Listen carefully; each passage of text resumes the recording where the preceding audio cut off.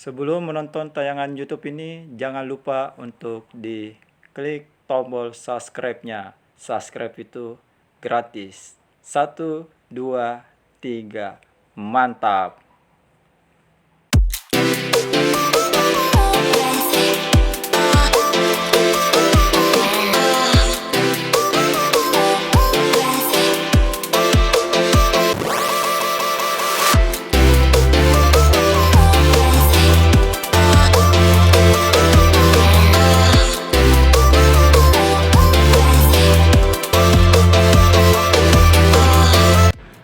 Jadi mengerti ya, definisi operational variable itu kalian jelaskan tentang maksud dari variabel yang kalian angkat berdasarkan implementasinya ya, operasionalisasinya. Mengerti ya? Nah, jadi selanjutnya populasi dan sampel. Dan ada juga disebut dengan responden penelitian. Nah, sebenarnya yang saya jelaskan itu, saya sebenarnya kalau menjelaskan metode penelitian, saya tidak mau terbatas pada satu jenis pendekatan. Ya. Tidak fokus ke pendekatan kualitatif, tidak fokus ke pendekatan kuantitatif ya. Tapi saya lebih senangnya menggabungkan ya, mungkin istilahnya itu orang mixitkan ya. Gabungkan, artinya dalam satu topik pembahasan itu bisa kita sampaikan dua hal ya sebagai bentuk perbandingan ya. Misalnya kenapa saya tuliskan di alurnya populasi dan sampel, dan ada juga responden penelitian. Itu hanya sekedar penggunaan istilah ya. Walaupun kita yang konsentrasi pembahasan sebenarnya di semester ini adalah kuantitatif ya, tapi tidak apa-apa, sekedar saya berikan pengetahuan tambahan ya. Nah, untuk di penelitian kuantitatif biasanya yang diungkapkan adalah populasi dan sampel. Itu ya, populasi dan sampel. Kalau di penelitian kualitatif, karena di bahasa Indonesia itu sebenarnya kebanyakan ke kualitatif ya, maka nanti penetapan subjeknya ini kan berbicara tentang subjek penelitiannya siapa, sasaran penelitiannya siapa ya. Misalnya sasaran penelitiannya adalah guru-guru ya, berarti itu berbicara tentang subjek. Nah, tetapi tidak perlu juga saya tekankan bahwa untuk di bagian ini populasi dan sampel atau responden ya, itu tidak mutlak harus orang, tidak mutlak ya.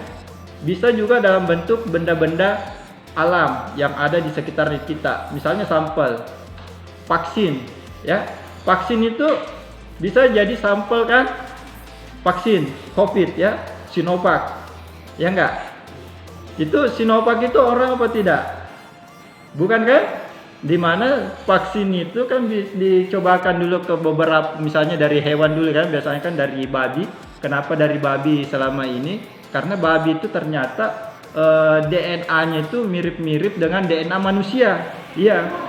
Iya kan? Makanya itu babi itu kan banyak dijadikan sebagai contoh riset. Bayangkan itu kalau manusia langsung diteskan itu Sinovac atau ya, langsung mati. Kalau artinya tidak ada garansi, ya kan? Artinya begini, untuk penyelamatan ya. Nah, jadi hewan diuji cobakan, walaupun kita sebenarnya mensolimi itu hewan kan. Nah, tapi orang pikirkan itu pertahanan hidup ya, lebih hewan yang mati daripada kita yang mati, ya kan? Nah, jadi itu sampelnya kan dalam bentuk benda, ya kan? Bukan orang. Jadi makanya saya sampaikan kepada kalian, untuk subjek penelitiannya itu tidak mutlak harus orang, bisa benda. Dulu itu waktu ini ditemukannya metode ini untuk menyembuhkan penyakit katarak ya. Katarak tahu ya? Itu kan biasa matanya itu agak buram-buram ya. Ya. Nah, itu kalau mau diobati biasanya dilakukan operasi, yaitu pengirisan. Itu kan ada penebalan di situ kan, bagian lapisan terluar dari matanya kita kan. Coba kalau ada yang waktu itu mau jadi sampel pertama, ada nggak yang mau jadi sampel pertama, sedangkan Pak ini saja vaksin, ya kan? Tidak ada yang mau berani sampai jadi sampel pertama kan? Kecuali ada iming-imingnya ya, baru mau, ya kan? Nah itu. Jadi seperti saya lihat ya di Sulawesi Selatan ya. Karena saya orang Sulawesi Selatan juga, karena saya ikuti perkembangan di sana ya. Itu saya lihat gubernur sana itu buat semacam pemberian hadiah ya. Hadiah bagi yang beruntung. Nah, ada mobil, ada motor ya, ada sepeda, ada smartphone ya. Dia bagi-bagikan itu banyak hadiahnya ya. 1 unit mobil, 30 unit motor ya. Tetapi yang bisa mengikuti itu ya yang mau divaksin. Nah, itu ya. Jadi secara tidak langsung dia mengambil sampel di situ. Ya kan? Jadi lagi-lagi saya sampaikan yang namanya subjek penelitian itu tidak mesti orang. Bisa dalam bentuk benda ya. Nah, misalnya ini kan ada lagi virus baru ya di Manado didapatkan ya. Itu katanya mirip-mirip virus corona ya. Nah, sekalinya ditemukan obatnya ya. Obatnya itu belum pernah dites, tapi obatnya sudah ditemukan. Ada nggak di antara kalian yang menjadi sampel? Tentu berat kan? Kecuali diming-ming ya kan? Bila kasih kalian uang sekian miliar, mungkin kalian mau tertarik ya. Dengan resiko hidup dan mati siap kalian tanggung ya. Jadi itu ya. Jadi jelas ya populasi dan sampel. Tapi tidak apa-apa saya jelaskan ya. Jelaskan. Saya jelaskan di sini saja ya. Karena sudah tidak ada wilayah untuk menulis ya. Kemarin sudah disinggung tentang populasi. Populasi itu apa? Keseluruhan ya, yang menjadi objek penelitiannya kita atau yang menjadi subjek penelitiannya kita ya. Yang menjadi keseluruhan itu ya. Sampel apa? Bagian-bagian dari yang banyak ya. Bagian-bagian saja. Misalnya itu dalam satu daerah ada suku-suku ya. Sampelnya cuma kita ambil suku A saja dan suku C. Kita tidak ambil suku B ya. Jadi apa yang menjadi kesimpulan penelitian kita berdasarkan penelitian melalui sampel itu bisa kita berlakukan sama ya kepada populasi yang banyak. Nah, jadi tentu kalau kita berbicara tentang sampelnya itu ada banyak jenis-jenis sampel ya. Jadi nanti akan ada saya munculkan di sini ya. Misalnya ada sampel yang sifatnya memberikan kesempatan yang sama kepada anggota populasi menjadi sampel ya. Artinya siapapun yang terlibat di populasi itu bisa kita random ya. Siapa yang menjadi sampelnya ya. Ada disebut dengan probability sampling ya, dan ada non probability sampling. Probability sampling itu apa? Artinya memberikan kesempatan yang sama kepada anggota populasi untuk menjadi sampel ya. Nah, itu ciri-cirinya apa? Biasanya pernah nggak kalian membaca penelitian yang tertulis random sampling ya, ataukah stratified random sampling? Ciri-ciri seperti itu, ada randomnya, pengacakan ya. Siapapun yang terlibat jadi populasi di sana kita ambil secara acak. Itu yang bersifat probability sampling. Kalau non probability apa? Nah, tentu kita mengambilnya karena berdasarkan pertimbangan-pertimbangan tertentu ya. Jadi walaupun populasinya banyak, tapi kita hanya fokus saja ke ini saja dengan pertimbangan tertentu, maka yang kita ambil adalah non probability sampling. Biasanya itu ciri-cirinya purposive sampling ya, berdasarkan penentuan-penentuan tertentu. Nah, di sini mungkin saya tidak ungkap banyak itu ya, karena nanti ada di sini ya. Nah, itu tadi yang berkaitan dengan populasi dan sampel ya, untuk kuantitatif. Responden kualitatif ya. Nah, responden. Nah, di kualitatif memang itu kan banyak menarasikan ya. Nah, respondennya itu memang kebanyakan lari ke personalia seseorang ya. Nah, seperti itu yang contoh kasus ya, yang tadi malam saya kaji bersama tentang psikoanalisis ya, mengetahui pendekatan psikoanalisis berdasarkan alur film tertentu ya. Misalnya karakternya si ini, maka karakternya itu menjadi responnya kita ya, responden penelitiannya kita ya. Dan kita baca karakternya ya kan? Ataukah kita melakukan kegiatan wawancara atau interview ya kan? Salah satu bagian dari kegiatan penelitian itu adalah pengumpulan data ya kan? Interviewnya tentu kita bertanya-tanya kan? Siapa yang kita tanya adalah respon. Tahu respon artinya? Si penjawab ya kan? Respon. Apa responmu? Apa jawabanmu? Ya kan? Nah, itu. Jadi di sini kalian harus sudah bedakan ya. Kalau kuantitatif populasi dan sampel istilahnya.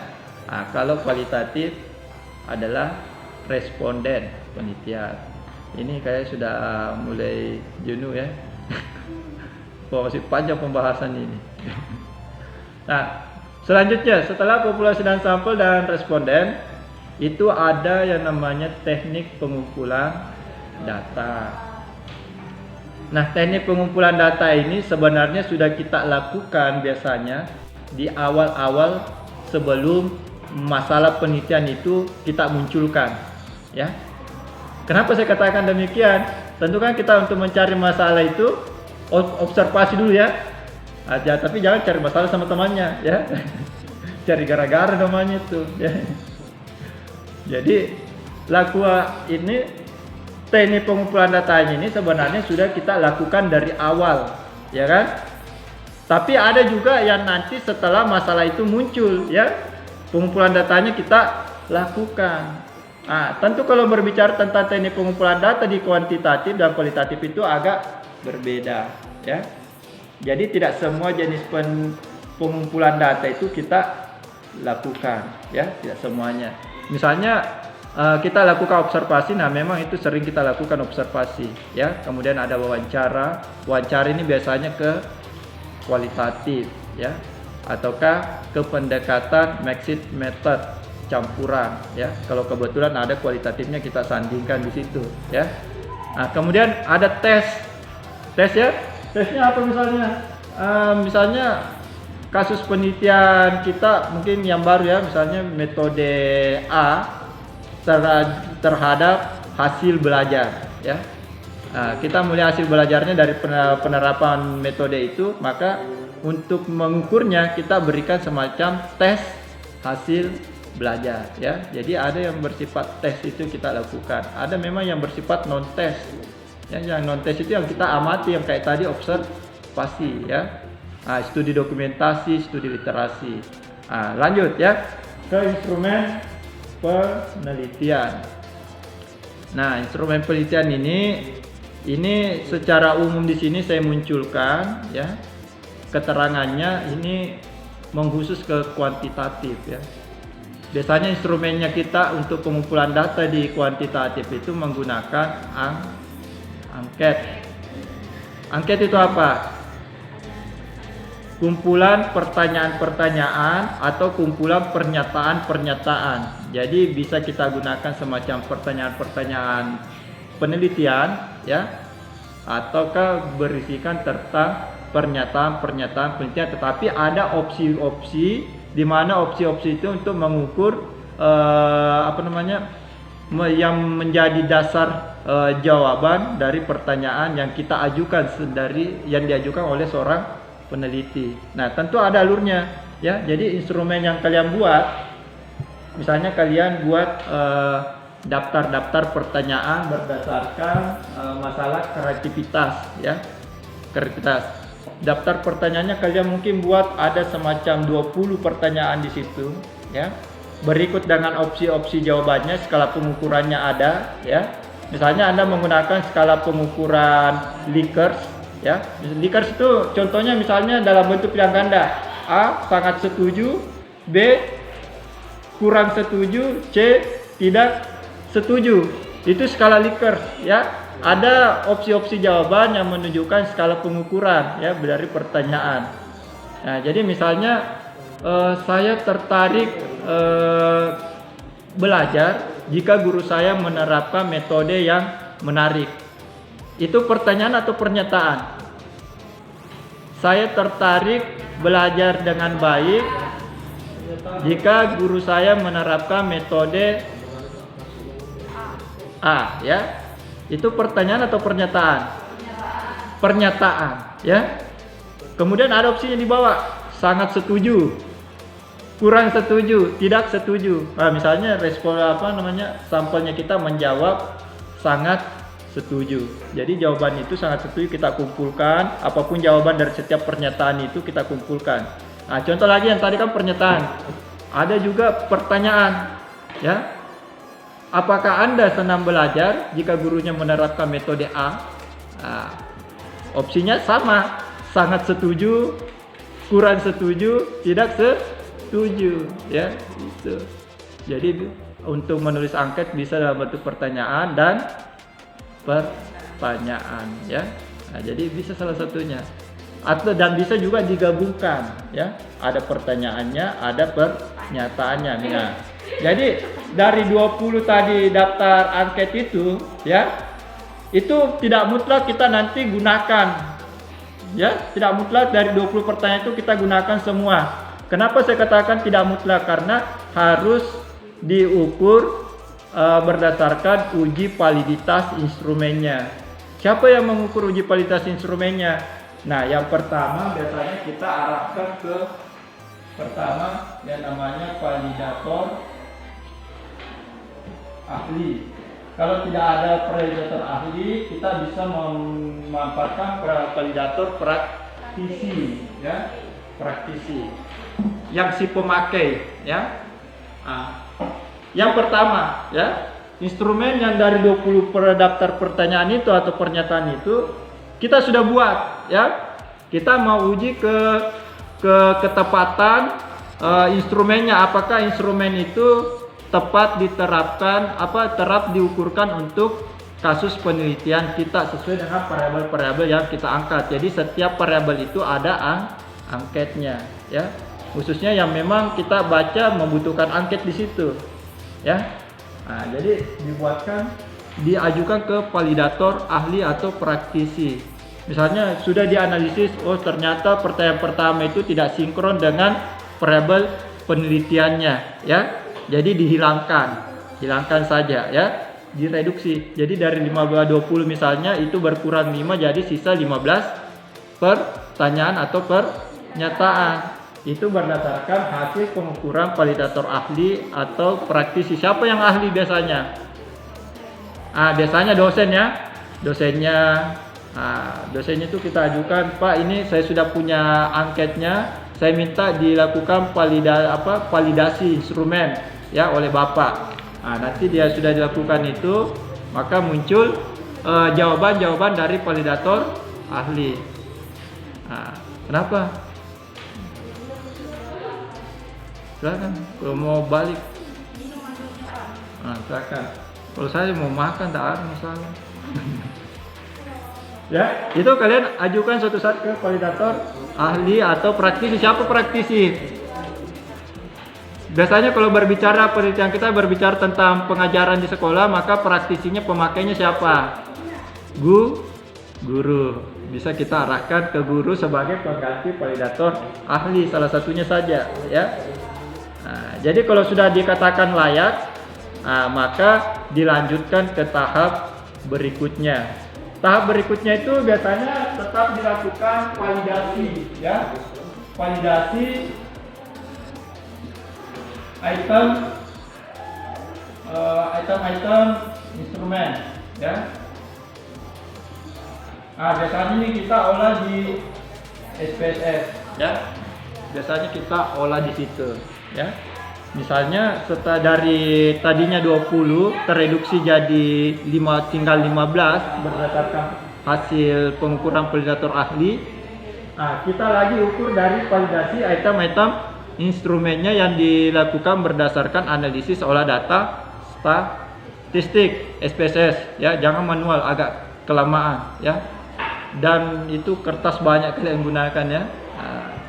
Jadi lakukan validasi item instrumen melalui SPSS. Itu ada. Indikator pengukurannya misalnya setelah kita analisis skornya, karena yang kan dimasukkan di situ adalah jawaban-jawaban dari setiap pertanyaan atau pernyataan yang kita kumpulkan, ya. Itu dianalisis.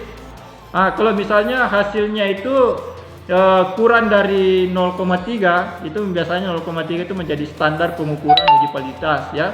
Itu sudah bisa kita baca. Maka itu biasa kalau saya membaca karya ilmiahnya mahasiswa apalagi kuantitatif, saya lebih senang itu menyinggung persoalan angka-angka kuantumnya ketimbang narasi-narasinya. Ya, karena biasa itu ada yang mengabaikan persoalan angka-angkanya itu ya. Nah, jadi saya lebih senang konsentrasi ke sana. Oh, ini datanya kalian ini tidak valid. Kenapa Anda validkan? Ya. Nah, jadi kalau tadi standarnya 0,3, standar 0,3 itu biasanya kita ambil itu kan 0,3 standar rata-rata ya. Itu biasanya didapatkan dari pengukuran antara perbandingan T hitung dengan T tabel.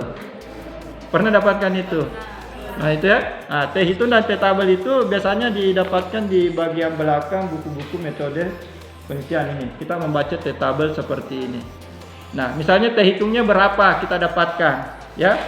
Biasanya itu ada penimbulan berapa nilai koefisien yang kita dapatkan, nilai koefisien alfanya kita dapatkan, kemudian diukur dari n kurang 1 atau n kurang 2. Nah, itu persoalan 1 atau 2 itu tergantung pengukurannya kita, apakah pengujian dua pihak. Kalau dua pihak berarti 2 ya, atau satu pihak berarti n kurang 1 ya. Nah, jadi makanya itu kalau belajar tentang metode penelitian kuantitatif, ilmu-ilmu statistiknya juga harus muncul ya. Nah, jadi supaya tidak boleh kota ya. Nah, jadi ini misalnya alfanya, berapa alfanya kita tetapkan, misalnya 0,5. Nah, standar alfa itu kan tingkat kepercayaan. Alfa ini kan berbicara tentang batas tingkat kepercayaan. Misalnya batas tingkat kepercayaannya 90%. Ya, 90%. Berarti yang tingkat yang meragukannya ada 10%. Ya, jadi makanya seorang peneliti yang berhubungan dengan sampel-sampel itu ya harus lebih tinggi tingkat kepercayaannya ya ketimbang itu yang meragukan tadi ya. Jadi kalau tidak ada persoalan ini ya, bagaimana kualitas penelitian kita bisa diakui ya kan? Untuk membuktikan kepada si pembaca kualitas penelitian kita ya, maka harus ada kita tetapkan indikator kepercayaan di dalam penelitiannya kita, bahwa penelitian saya ini bisa diakui kebenarannya 90% ya, bisa diakui. Yang meragukannya itu ya mungkin sekitar 10%, dan kami yakin seiring dengan perkembangan zaman misalnya ya, akan ada kebaruan-kebaruan yang bisa kita lakukan untuk menutupi kekurangannya yang 10% tadi ya. Jadi berbicara tentang data-data statistik ya. Nah, kemudian n-nya berapa? N-nya itu tergantung dari jumlah apa? Sampel. Misalnya sampelnya kalian berapa? Ada 35 ya. 35 sampel. Misalnya kan siswa ya, 35. Jadi 35 kurang 2 ya, berarti 33. Jadi hasilnya data di sini itu kita sebutkan sebagai T hitung ya. Capaian T hitungnya kita dapatkan, kemudian T hitungnya kita bandingkan berdasarkan T tabel yang ada di sini. Pernah diajarkan ya? Nah, jadi kalau sudah diajarkan sudah aman itu sudah ya. Ya. Jadi kalau misalnya T hitungnya lebih tinggi ya ketimbang T tabelnya ya, berarti data kita itu valid. Tapi kalau sebaliknya justru lebih tinggi di T tabel ya ketimbang T hitungnya kita, datanya tidak valid. Jadi disitulah diambil jalan tengahnya ya, kisarannya sekitar 0,3 kevalidan itu ya, meskipun ada koma-komanya 0,3200 sekian misalnya kan. Terserah ya, jadi ambil jalan tengah, dan itu teorinya sudah jelas, sudah disebutkan dari berbagai referensi dan sudah dibuktikan juga ya.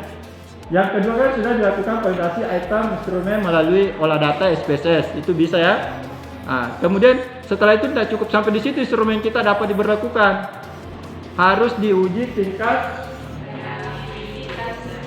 reliabilitas. Tahu kalian masalah reliabilitas?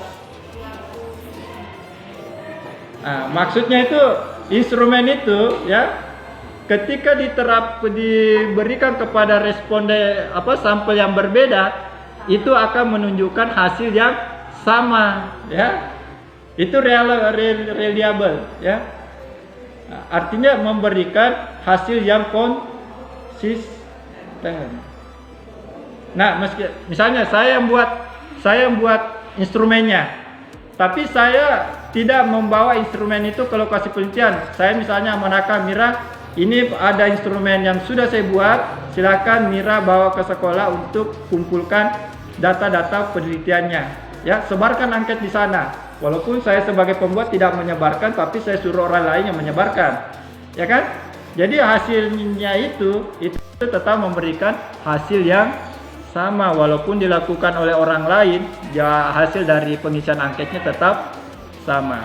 Itu reliable ya. Kemudian hasilnya itu ya tetap kita lakukan menggunakan olah data SPSS untuk menentukan berapa besaran nilai kerombak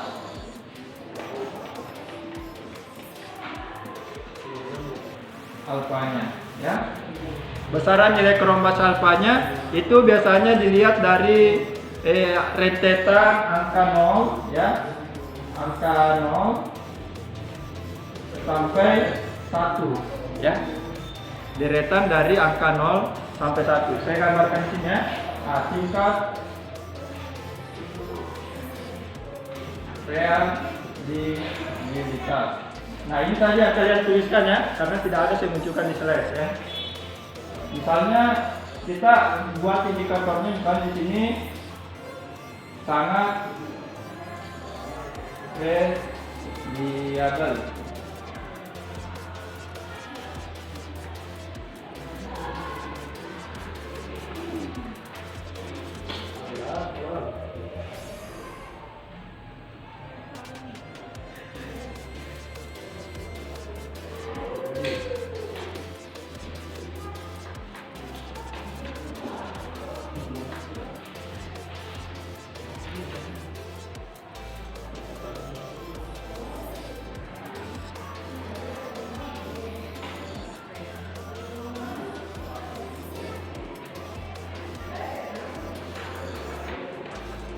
Nah, misalnya ukurannya ada 5 ya. Bagaimana cara menentukan bahwa data instrumen kita itu sangat reliable atau sangat tidak reliable ya?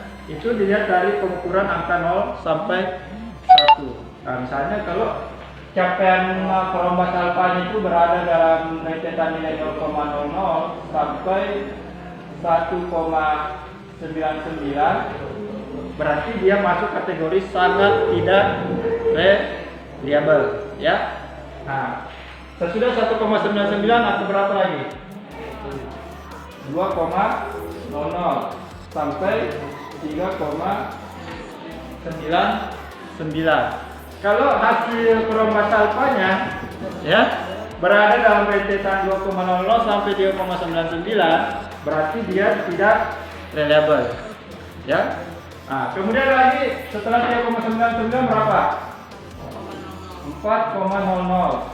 4,00 itu misalnya dia dalam kisaran 5,99. Ya.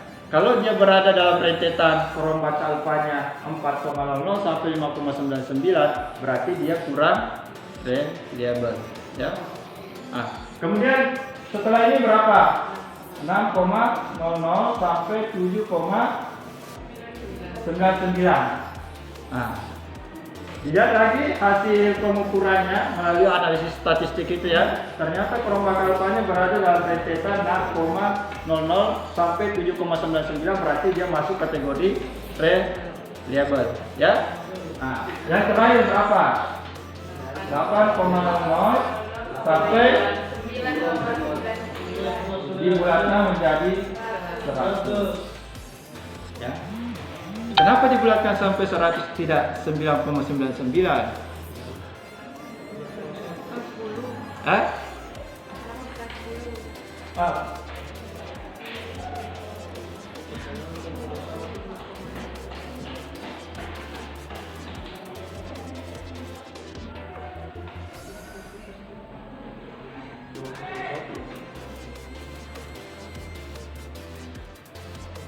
kayaknya ada keliru ya. Mestinya di sini adalah 0,00 kemudian 0,199 ya. Nah, di sini 2 berarti 0,399. Nah, 0,2 ya. Nah, di sini ada keliru ya. Nah, 0,2 kemudian 0,399. Nah, di sini 0,4 berarti 0,599 ya. Di sini 0,6 ya. Berarti 0,799. Nah, di sini 0,8 ya. Berarti di sini adalah 1,00 ya. Nah, jadi itu tadi makanya tadi sudah sebenarnya keliru ya. Jadi rentetan antara 0,0 sampai 1 ya, 1,00. Jadi dilihat dari hasil koefisien nilai kromat alfanya. Suatu saat nanti kalian kalau melakukan analisis itu lihat dari situ ya. Nah, tadi saya mau jawab ya. Kenapa harus dibulatkan 1? Nah, inilah bedanya antara penelitian yang bersifat kuantitatif, statistika ya, dengan pendekatan kualitatif. Nah, kalau di penelitian kuantitatif itu kita berbicara tentang standar of error ya. Ada standar error ya. Coba kalau kalian melakukan pembagian 1/3 berapa? 1/3 sama dengan berapa? 0,33 ya? Iya enggak? Nah, kemudian ini kan tadi yang kita bagi adalah 1 kan? 1 ya? Ya. Coba kalian kalikan 3 kali 0,33 berapa?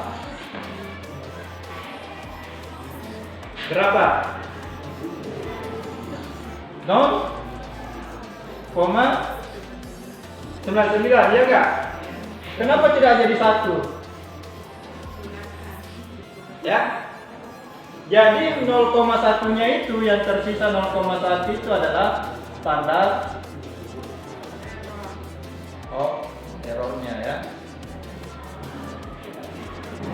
Nah, saya mau jelaskan sedikit tentangnya standar error ya.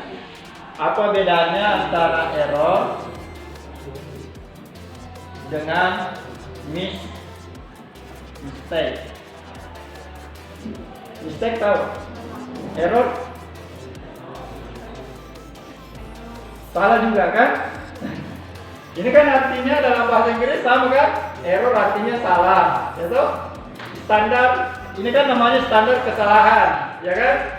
Jadi standar kesalahan tadi ini langsung dibulatkan karena ada standar kesalahannya 0,1 dan kita gunakan 0,1 itu sebagai pembulatan, ya toh?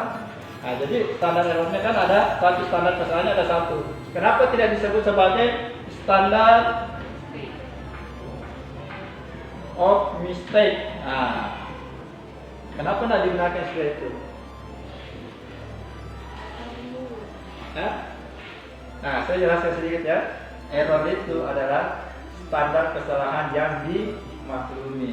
Jadi kata kuncinya dia dimaklumi. Biar kalian mau paksa 3 kali 0,3 tidak akan jadi 1, ya kan? Jadi supaya lega perasaan maklumi saja, ya kan? Ngerti? Mistake itu ya tidak bisa dimaklumi. Kalau kalian diintimidasi buat kali-kali, ya hilang kesabaran, tidak bisa dimaklumi, ya kan? Nah, yang tidak bisa dimaklumi itu kalau misalnya 1 kali 3 kalian jadikan 4. Nah, ini masuk kategori mistake ya. Jadi mengerti ya? Nah, ada kehilangan jejak? Saya paksa dikasih keluar semua ya. Sudah jangan manfaat ke sesuatu yang ada ya. Jadi sudah ya.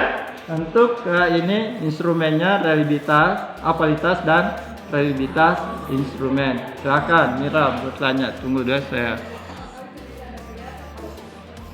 Kenapa? Jadi Pak, kalau misalnya kita meneliti pakai penelitian kuantitatif, kita bisa pakai hasil yang sudah ada itu Pak. Ya, gunakan, tetapi angkatnya itu harus disesuaikan dengan variabel penilaian yang kita angkat, ya. Walaupun angkatnya sudah ada atau sudah ada berkah ya dibuat sebelumnya ya, tapi saya sarankan sesuaikan kembali ya. Setelah Anda sesuaikan, ajukan ke validator ahli atau validator praktisi ya. Kemudian lakukan analisis validasi instrumen menggunakan software SPSS ya. Untuk menentukan tadi hasil uji validitasnya dan reliabilitasnya ya. Jadi kalau sudah dilakukan itu, apalagi uji reliabilitasnya sudah jelas, berarti instrumen kita itu diakui andal ya. Jadi nama lain dari reliabilitas itu adalah hasil pengujian keterandalan instrumen yang kita buat, gitu ya. Jadi mengerti ya? Sudah instrumen? Lanjut. Ini ada teknik analisis data. Teknik analisis data itu ya sebenarnya ini mengerucut ke kuantitatifnya ya. Tapi nanti ada saya contohkan di sini bagaimana teknik analisis data untuk kualitatif ya. Nanti saya tunjukkan.